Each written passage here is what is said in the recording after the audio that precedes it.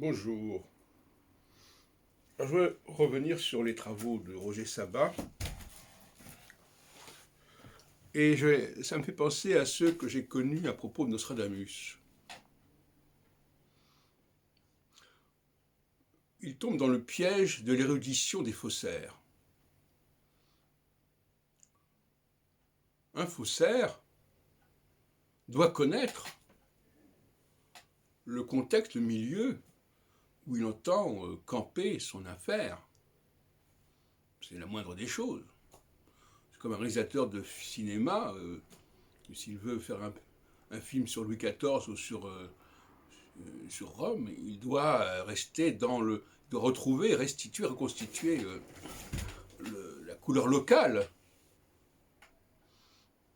Et ce n'est pas parce qu'il a restitué la couleur locale que on a affaire à un texte authentique ou à une œuvre authentique.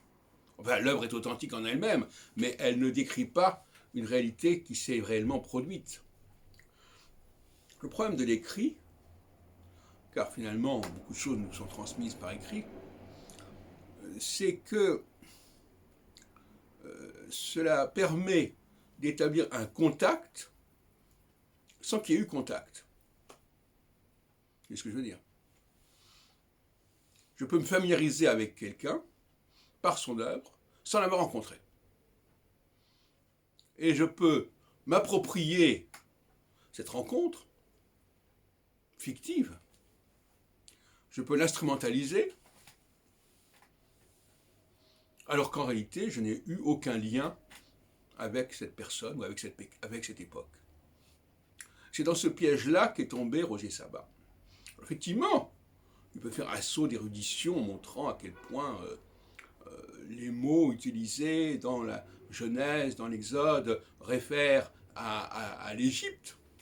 Mais il ne fait là que nous décrire le travail du faussaire. Qu'effectivement le mot Israël puisse être dérivé de Isis, Raël, pourquoi pas? Pourquoi pas? Ça ne me gêne pas du tout. Mais ça ne prouve absolument pas qu'il y ait un lien entre l'Égypte et le monde juif. Si ce n'est qu'un lien qui a été délibérément instauré, institué, de manière totalement artificielle. C'est une fabrication.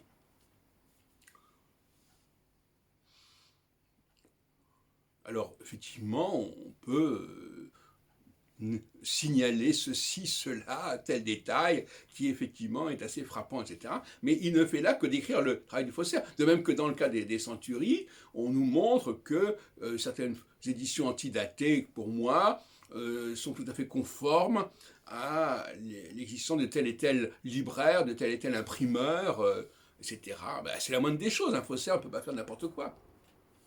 Il n'y a pas de fumée sans feu. Il est obligé de créer quelque chose qui ressemble à ce qu'il a envie de montrer. Je crois que c'est comme la base. Et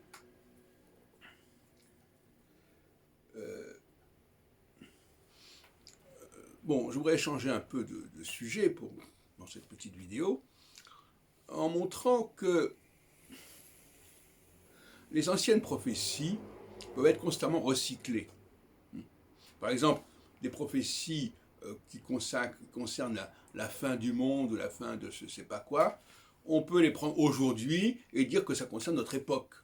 Alors qu'en réalité, ça concernait une époque beaucoup plus ancienne. Ça, je l'ai montré à maintes reprises dans ma thèse d'État, le texte prophétique en France. Le recyclage des textes à plusieurs siècles d'intervalle est une banalité, est un lieu commun. C'est un cas de figure tout à fait classique.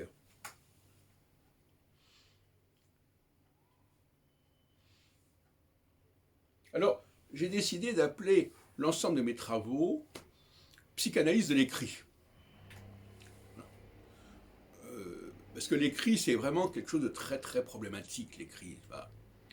Quelqu'un écrit quelque chose, je peux m'en emparer, je peux me l'approprier. Et même plus bizarrement, je peux même lire cet écrit, et en le lisant, je donne l'impression que ça vient de moi, complètement, puisque ça sort de ma bouche. Donc il faut complètement relativiser le poids de l'écrit, Et l'écrit d'ailleurs, entre parenthèses, c'est quelque chose qui, qui exige l'utilisation d'objets extérieurs, à la différence de l'oralité. Dans l'oralité, on sait qui parle, à qui on parle. Dans l'écrit, on nous parle de celui-ci, on nous parle de celui-là, mais les gens ne sont plus là. Donc on peut très bien s'approprier des textes. C'est ce qu'ont pas manqué de faire les chrétiens, qui prennent un texte de la Bible et disent « ça nous concerne nous, ça nous parle à nous », ce qui est complètement abusif.